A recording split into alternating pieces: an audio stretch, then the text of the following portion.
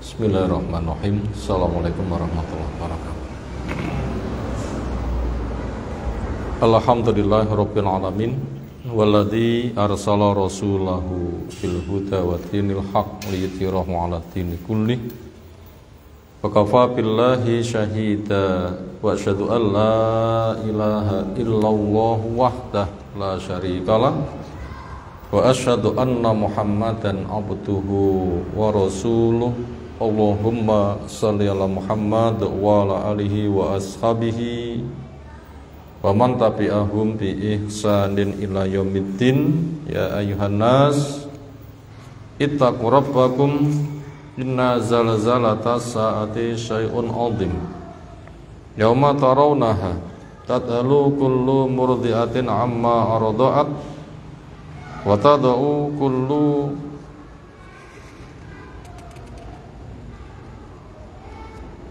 dzati hamlin hamlaha wa taron nasa sukara wa ma hum bisukara walakinna adzaballahi syadid wa ba'du.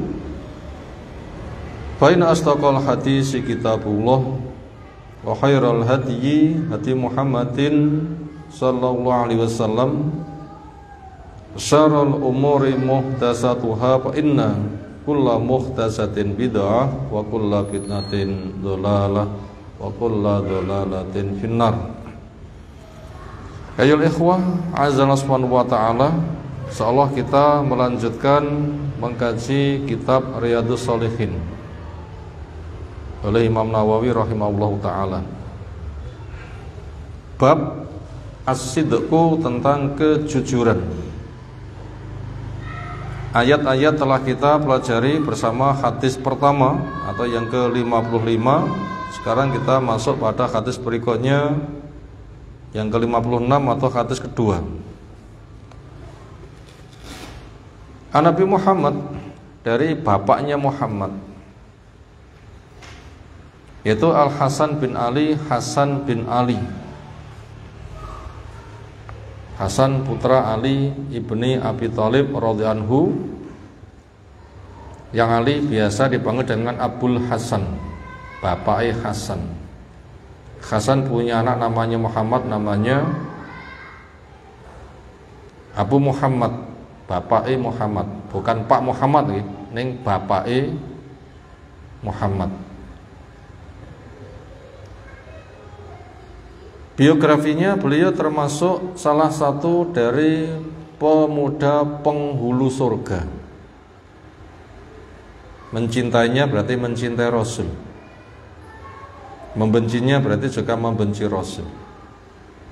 Maka cintailah orang yang dicintai Rasul. Kenapa? Dia adalah kekasih Rasul sallallahu alaihi wasallam,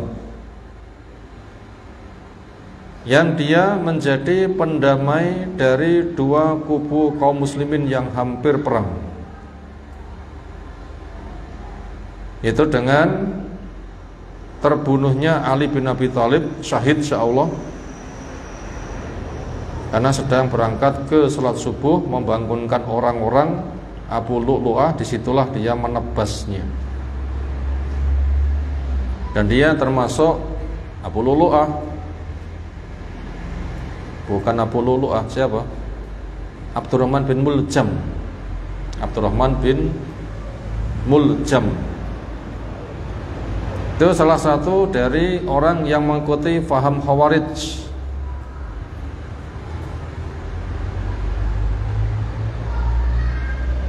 yang akidahnya adalah iman harus sempurna, satu dosa besar walau bukan syirik maka sudah menyebabkan murtad, neraka selamanya.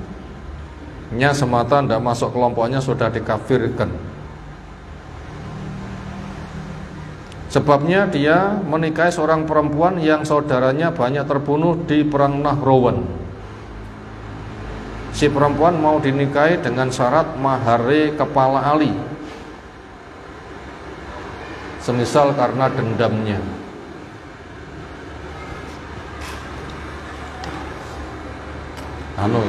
Baterainya hampir habis ini.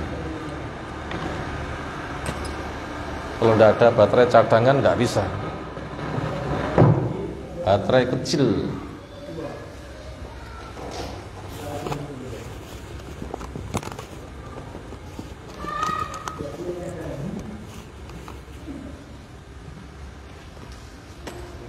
tapi nggak nyala, berarti baterainya mau habis.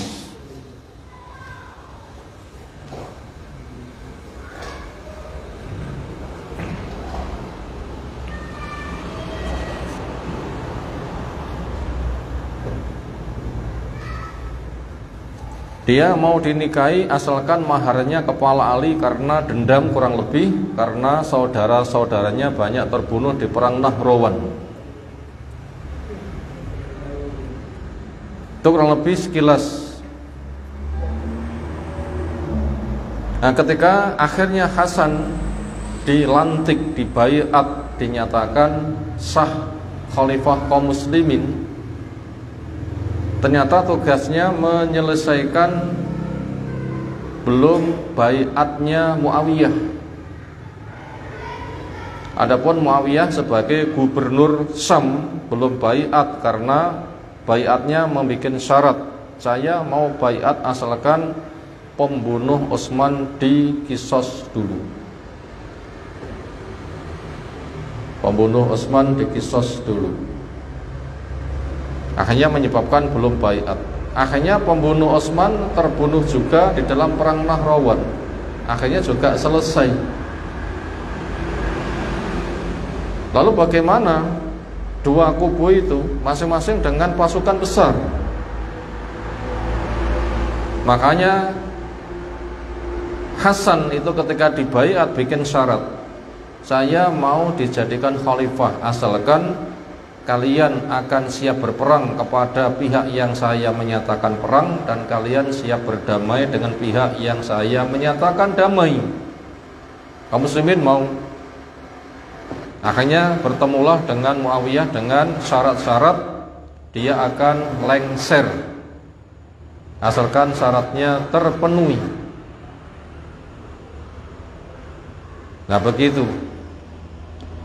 Yang itu telah diberitakan oleh Nabi sallallahu alaihi wasallam, sesungguhnya anakku ini, yaitu cucuku ini, akan menjadi pendamai dua kubu besar yang hampir perang, atau sebagaimana yang dijelaskan Nabi sallallahu alaihi wasallam.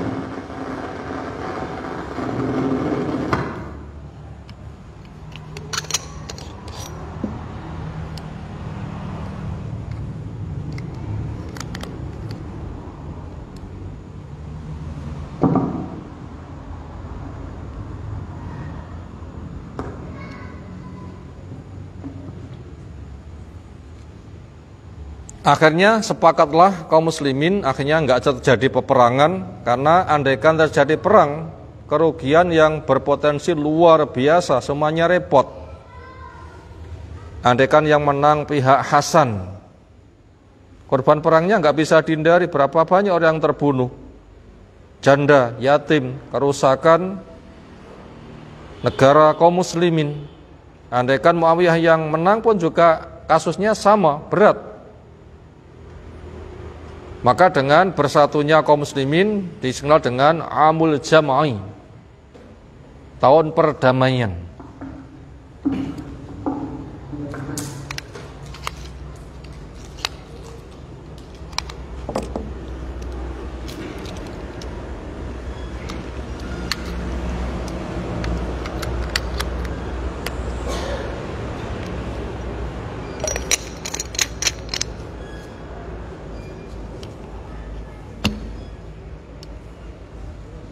Alhamdulillah, sama khairan.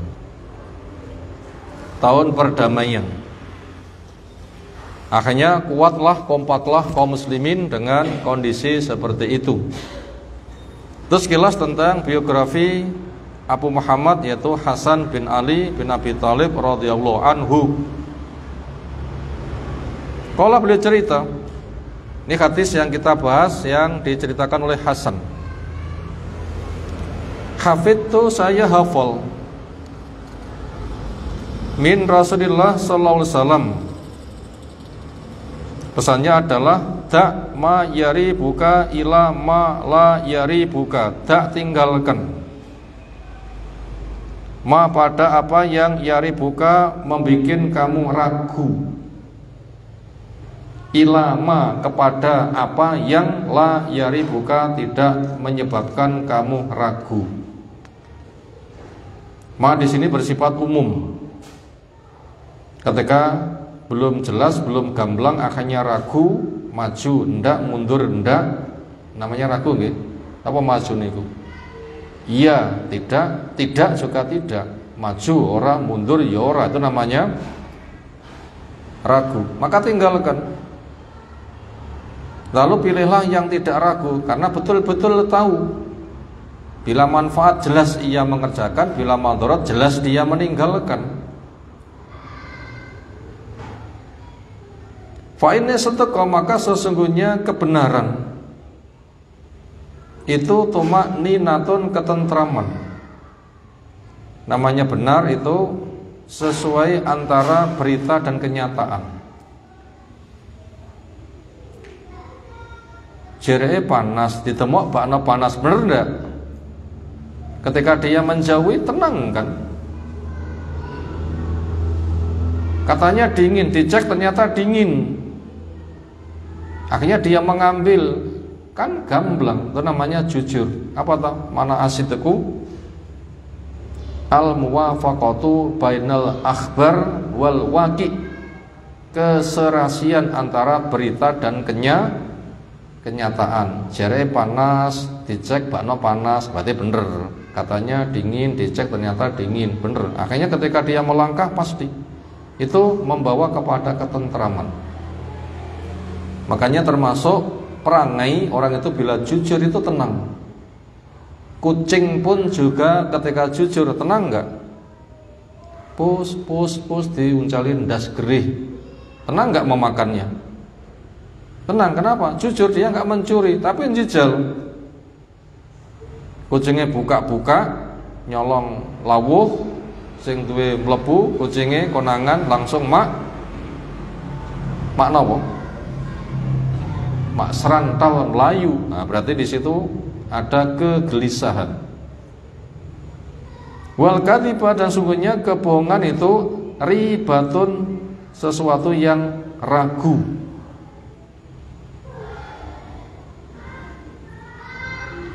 Karena tidak sesuai antara berita dan kenyataan. Sementara ketika dia mengerjakan, ketahuan orang, oh itu pasti ada kegoncangan, ada kolkun, kegeluncangan, kegelisahan jiwa. Rawahu, meriwayatkannya At-Tirmidzi, Imam Tirmidzi, waqal hadisun sahih, akhrajahu At-Tirmidzi, hadisnya sahih. Imam Tirmidzi meriwayatkan. Qauluhu yaribuka wa bi fathir ra, bi fathil ya. Yaribuka, roba yaribu, fa'ala yaf'ilu, roba yaribu. Boleh dibaca begitu, boleh juga menggunakan dhamma. Aroba yuribu, metitik-titikkan, meragukan, membimbangkan. Roba yaribu,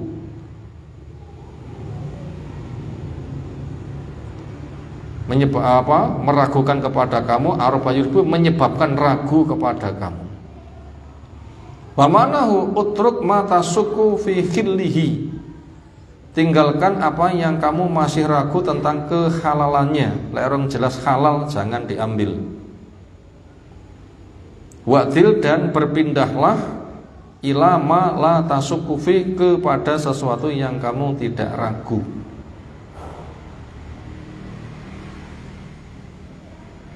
Jelas beli ayam potong di tempat penyembelihan, diambilkan, bismillah, dipotongkan. Ragu atau pasti? Pasti. Apa kuwi? Bekecot. Mantep napa rada ragu? Itu termasuk kelasé belalang apa duduk yo.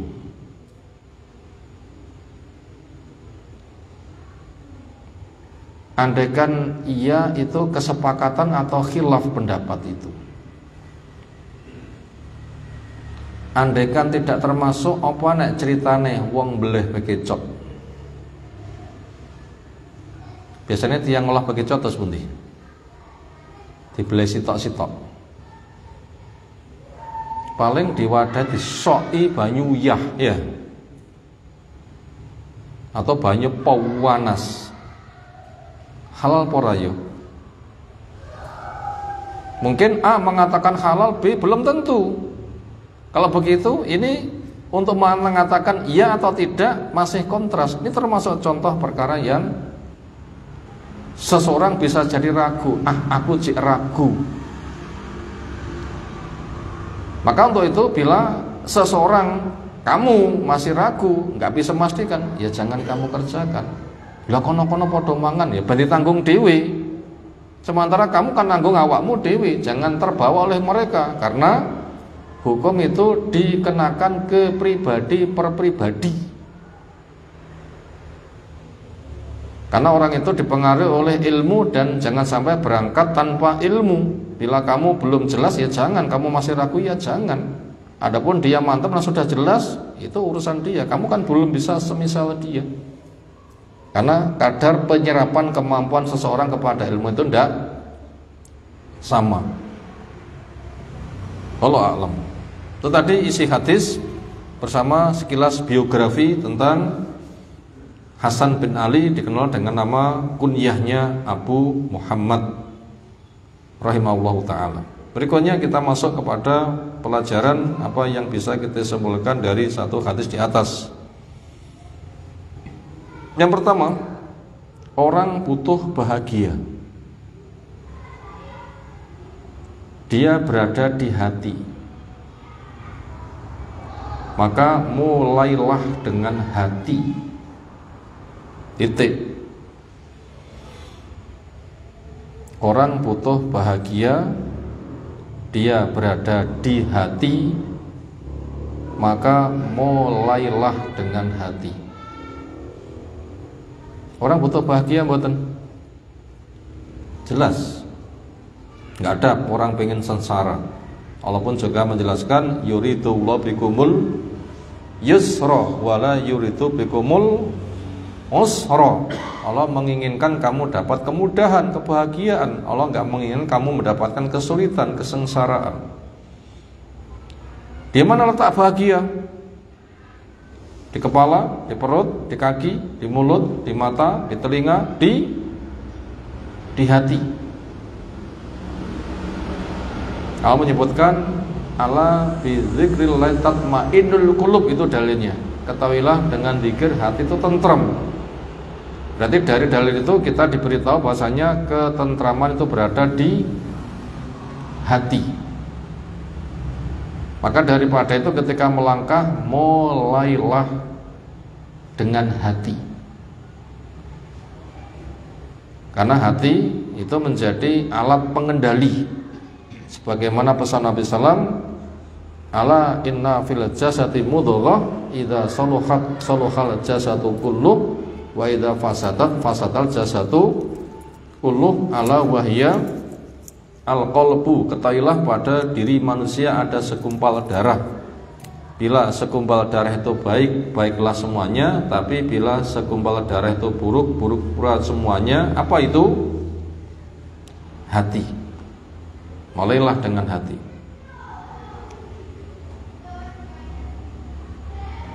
Ini segala sesuatu. Ini yang dibimbingkan oleh Islam.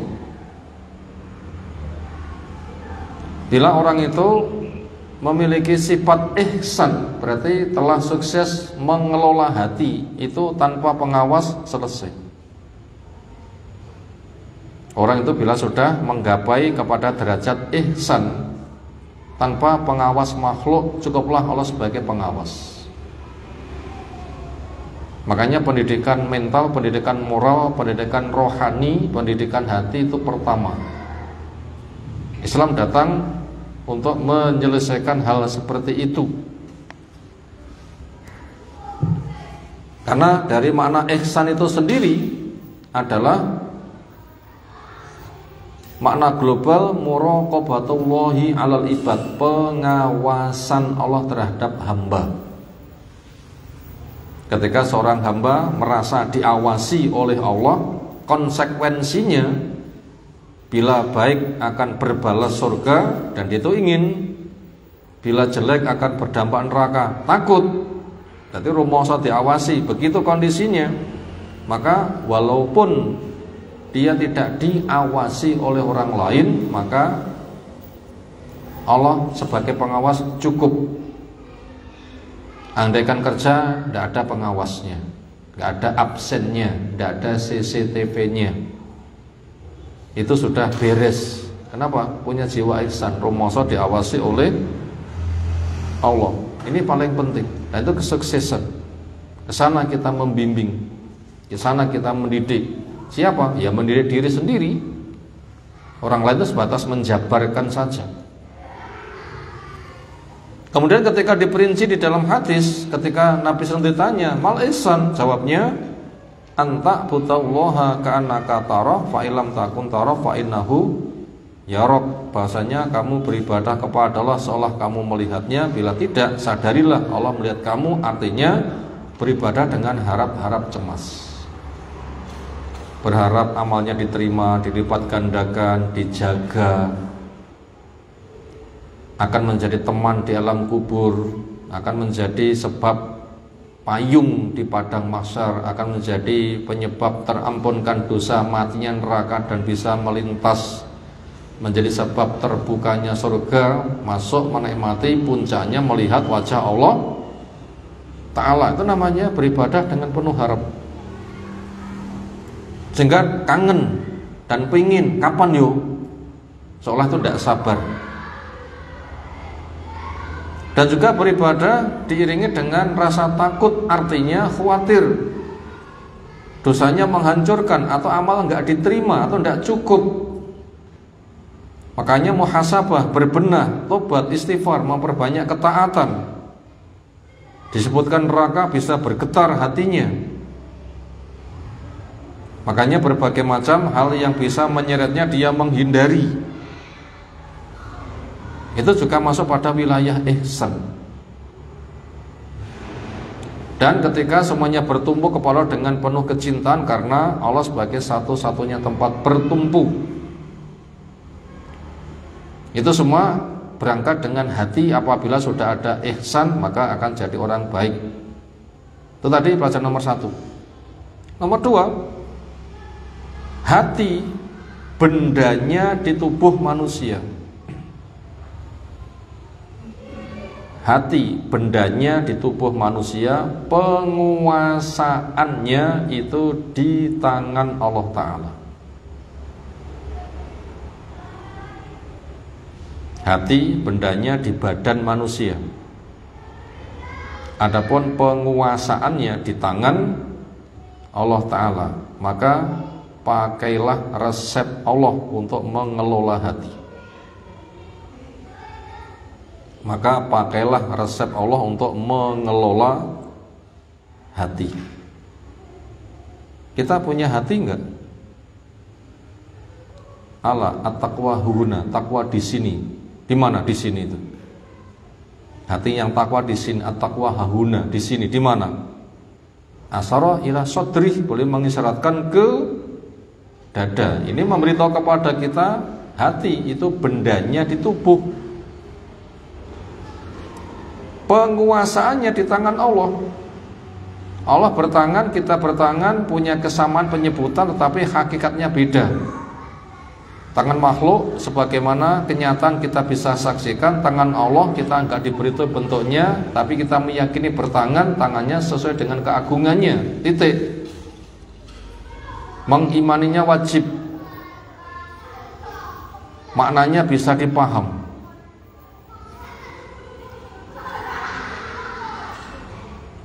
Seperti apa kita tidak tahu.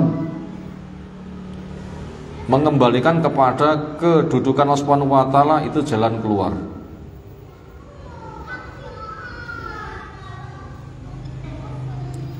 Allah pun juga menjepit dengan bahasa jari, berada pada jari-jari Allah. Jari kita begini, jari Allah gimana? Nggak tahu. Tapi kita meyakini Allah itu berjari. Seperti apa? Nggak usah ditanyakan. Kita menjepit, ya begini, itu namanya menjepit. Jane tiyang jepit napa nggih? Ya reno-reno sing dijepit nggih. Lek ngrokok nggih jepit rokok. Yang lainnya juga macam-macam, banyak yang dijepit. Itu manusia, seperti apa Allah menjepit kita tidak tahu, dan kita wajib mengimani, tentunya sesuai dengan keagungannya. Bila Allah masih menetapkan, ya tetap Allah melepaskan, nggak ada yang bisa mengembalikan. Maka kita berdoa, ya muqallibal qulub tsabbit qalbi ala dinik ala taatik. Ya Allah yang membolak-balikkan hati, kokohkan, tetapkan hatiku di dalam agamamu, taat kepadamu, di dalam ketundukan kepadamu. Itu maknanya penguasaan hati berada di tangan Allah. Maka untuk itu, siapa yang hendak mengelola hati, maka supaya menggunakan resep Allah. Karena bila orang itu butuh bahagia yang Allah resepkan itu bahagia yang asli.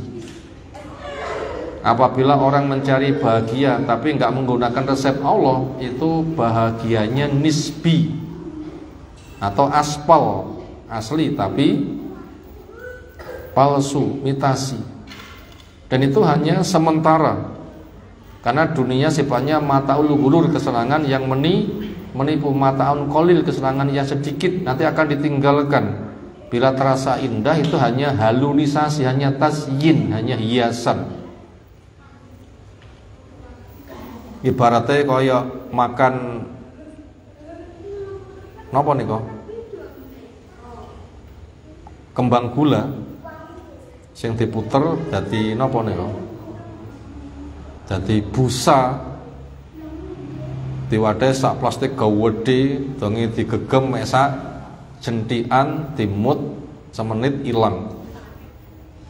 Napa jenenge? Aroma manis. Napa? Busa manis ngoten mawon iki. Dunia hanya sebatas itu. Manisnya itu hanya sebatas itu. Enggak bersifat wantek, asli, kekal. Dan itu yang paling banyak itu hanya hiasan. Dan itu ternyata dipengaruhi oleh kebiasaan. Homer itu enak apa mboten enak? Gak enak, kok tahu? Ya bisa dicek lah rasanya thinner seperti apa. Nah orang itu bila sudah kecanduan, dana yang dikonsumsi thinner diombe, ya kan? Senada dengan itu. Jadi dunia yang satu kesempatan indah itu, andaikan indah nggak asli, juga ada sebab indah yang lain itu hanya sebatas biasa saja. Karena sel tubuh nanti beradaptasi. Semula penyusunnya dari sel yang anti, ketika dibiasakan nanti akan muncul sel yang semisal dia, sehingga nanti akan terasa nikmat dengan apa yang biasa dikonsumsi. Itu namanya kecanduan. Makanya ketika mengembalikan itu ya bertahap. Berangkatnya bertahap, penyembuhannya juga bertahap, sehingga nanti normal kepada sel bawaan. Itu kalau kesenangan dunia sifatnya hanya begitu. Maka daripada itu, siapa yang hendak ingin bahagia itu berada di hati, memulai dengan hati, maka pakailah resep Allah Subhanahu wa taala. Kenapa? Allah yang mencipta, Allah yang mengatur, Allah yang memberikan solusi. Allah mengatakan, ala bidzikrillah tatmainu al-qulub, dengan zikir hati itu tentram, cocok dengan fitrahnya, kehidupan manusia, masa depannya, di alam kuburnya, di padang mahsyarnya, dan nanti akan memiliki dampak yang luas sampai ke sana. Nah, pakai resep Allah Subhanahu wa taala. Nomor 3, sebab-sebab kebahagiaan. Kita akan melihat sebab-sebab kebahagiaan. Apa saja itu sebab-sebab kebahagiaan? Di antaranya ilmu. Buah ilmu itu taat, terjaga dengan zikir,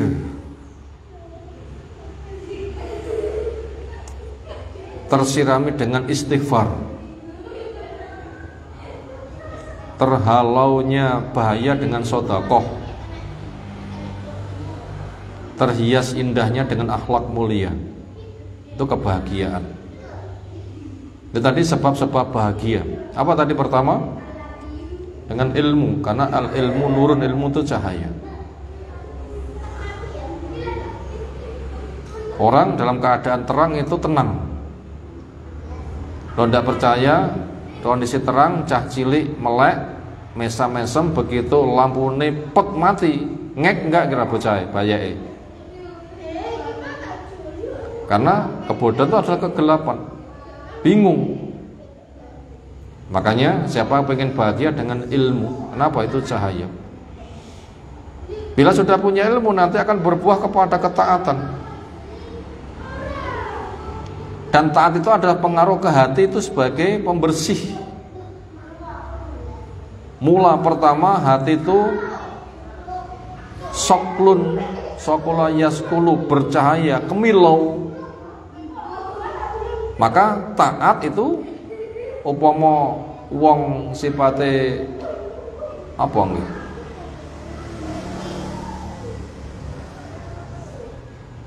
Mernis, dipernis ini napa dipanak ditampakne. Tambah gilap, tambah gilap, tambah gilap.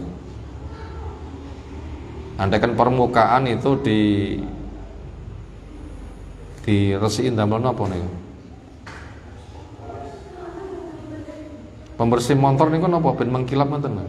Ben cling dikit ngoten lagi. Jadi ketaatan itu seperti itu, semakin mengkilap, semakin indah, semakin halus. Dan kondisi bahagianya orang itu hati yang kayak begitu, maka ketaatan itu membuahkan ke sana. Membuahkan ke sana. Demikian juga pakai zikir, itu penjagaan. Karena zikir buat hati itu bagaikan air buat ikan. Makanya ketika ikan itu berada di air jernih, makannya cukup, sehat, tenang kan. Jadi hiasan lucu, nyawang tingkah polai iwak uya-uyaan, airnya jernih jadi indah. Zikir itu begitu fungsinya. Kehidupan. Demikian juga pakai istighfar, artinya ketika ada dosa-dosa, maka istighfar itu nanti akan segera menghilangkan noda-noda. Karena dosa itu membuat titik hitam di hati, begitu istighfar langsung nanti akan terbersihkan. Nah begitu. Demikian juga ketentraman jiwa bisa memakai sedekah. Karena sedekah itu akan menggugurkan dosa bagaikan air memadamkan api, itu lebih luas. Demikian juga ketika bergaul dengan akhlak mulia. Bentuk akhlak mulia yaitu ketika bergaul memberikan maslahat pada lingkungan. Itu nanti akan dicintai oleh manusia. Sehingga ketika ada sahabat yang tanya, dullani ala amalin idza amiltuhu ahabbani ya Allah wa ahabbani annas. Tunjukkan kepadaku suatu amal, bila ku kerjakan Allah mencintai saya, manusia mencintai saya. Solusinya dengan zuhud. Zuhud kita di depan Allah dengan kita tidak menuhankan dunia, tapi kita pakai untuk modal ketaatan. Zuhud kita di depan manusia, kita tidak menginginkan yang dimiliki orang lain, tapi kita malah memberi. Orang itu ketika diberi suka, makanya dikatakan tahadau tahabbtum, supaya kamu saling memberi hadiah, niscaya nanti akan terajut rasa saling mencintai. Akhlak mulia saling mencintai itu kan kebahagiaan. Itu penting itu. Itu tadi sebab-sebab bahagia. Artinya dikerjakan membahagiakan dengan cara yang jelas. Berikutnya nomor 4, sebab-sebab kegelisahan. Yang tadi diperintahkan tak ma yaribuka ila ma yaribuka, ambil apa yang tinggalkan apa yang kamu ragu dan ambil apa yang kamu tidak ragu. Tinggalkan apa yang kamu ragu, gelisah, raibun, hairotun, kolkun, itu beberapa istilah itu ya. Ittirabun, kegoncangan. Itu juga berada di hati itu. Apa itu sebab-sebab kegoncangan? Di antaranya fasik. Fasik, apa fasik itu? Kharijun anit ta'ah, keluar dari ketaatan. Kalau taat itu cahaya, dosa itu kegelapan. Bingung itu. Bingung. Termasuk keraguan. Memastikan iya, tidak juga tidak, maju ndak, mundur juga ndak, itu juga bingung. Apalagi kondisi orang kafir, nanti Allah akan membiarkan mereka ya taroddadun ya'mahun, akan gelap dan goncang karena cahaya mereka dimatikan. Dan itu semua masuk kepada wilayahnya sifat dari orang-orang munafik yang dusta. Karena siapa yang ragu, nggak ada kepastian, khawatir ada bahaya, makanya mendorong dia untuk memiliki sikap dusta. Berarti tidak serasi antara berita dan kenyataan. Itu yang menyebabkan kegelisahan, dusta. Wonge lek ngapusi konangan anak gejalane didedes, mesti ndredeg. Itu jelas itu. Makanya orang munafik itu khawatir, was-was terus, gek turun ayat, membongkar kedokku, nanti kewirangan. Demikian juga dosa-dosa juga akan membuat hati itu gelisah. Karena dosa membuat hati itu hitam semakin kelam. Sehingga ketika nggak ada sentuhan cahaya, orang meraba-raba, itu bahaya. Itu sifatnya orang munafik. Ketika ada cahaya mereka jalan, ketika gelap mereka mandek.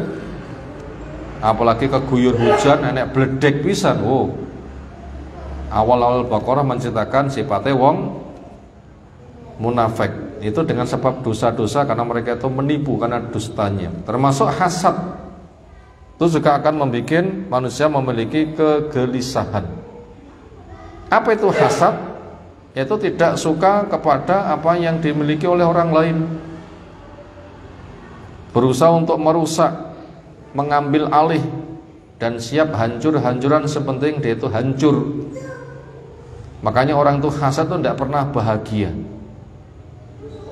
Orang itu apabila hasad tidak pernah bahagia, karena saben-saben melihat A sukses atine loro, lihat B sukses atine loro, ya kan? Nanti ngomongnya nggak dikendalikan, sikapnya bahkan nanti akan merusak, merampas, bahkan nanti siap hancur-hancuran. Itu sering kita sampaikan. Itu tadi tentang sebab-sebab kegelisahan. Maka daripada itu, karena kita menginginkan kebahagiaan itu berada di hati, ada resepnya dan apa sebab-sebabnya, dan juga kesebalikannya telah kita sampaikan. Maka dengan begitu faidah hadis yang kita baca itu membimbing kebahagiaan untuk kita semuanya. Sepertinya malam hari ini sampai situ dulu. Adapun pekan depan kayaknya saya pamit, nggak ada di sini. Yang biasanya 1 bulan 2 kali, untuk pekan depan saya pamit karena ada undangan ke Jawa Tengah. Silahkan nanti yang lain bisa membuat jadwal-jadwal yang lain untuk diisi kegiatan yang ada. Ada tanggapan? Silahkan. Segera cukup istirahat. Subhanakallahumma bihamdika asyhadu an la ilaha illa anta astaghfiruka wa atubu ilaik. Assalamualaikum warahmatullahi wabarakatuh.